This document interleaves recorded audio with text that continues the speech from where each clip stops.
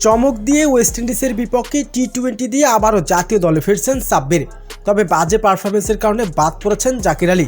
লিটনের চাওয়ায় আবারও আন্তর্জাতিক ক্রিকেটে নতুন এক অধ্যায় শুরু করতে যাচ্ছেন সাব্বির রহমান।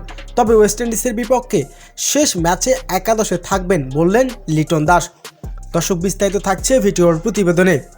ওয়েস্ট ইন্ডিজের বিপক্ষে আসন্ন টি-20 সিরিজে দলে এসেছে বড় পরিবর্তন।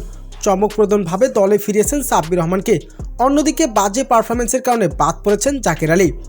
বাংলাদেশের দলের অধিনায়ক লিটন দাসের চাওয়ায় নাকি সাব্বিরের এই প্রত্যাবর্তন। দলে ফেরার পর থেকেই তিনি দারুণভাবে অনুশীলনে ব্যস্ত। আর আগের সেই অগ্রসর ব্যাটিংয়ে ফিরে পাওয়ার প্রতিশ্রুতি দিয়েছেন তিনি। তবে লিটন দাস সংবাদ সম্মেলনে বলেন, সাব্বিরের অভিজ্ঞতা আর পাওয়ার হিটিং আমাদের দলের জন্য ভারসাম্য আনবে। আমরা বিশ্বাস করি একাদশে থাকবে লিটন, তার কম্বিনেশন আর শক্তিশালী হবে। ফলে ধারণা করা যাচ্ছে ওয়েস্ট ইন্ডিজের বিপক্ষে শেষ টি-20 ম্যাচে একাদশে দেখা যেতে পারে সাব্বিরকে। তবে বাংলাদেশ টিম ম্যানেজমেন্ট জানিয়েছেন, সাব্বিরকে ঘিরে তৈরি হয়েছে মিডল অর্ডারের নতুন পরিকল্পনা। দীর্ঘদিন পর আন্তর্জাতিক ক্রিকেটে ফিরেছেন সাব্বির। এবার নতুন এক অধ্যায় শুরু করতে মুখে আছেন এই হার্ড হিটার।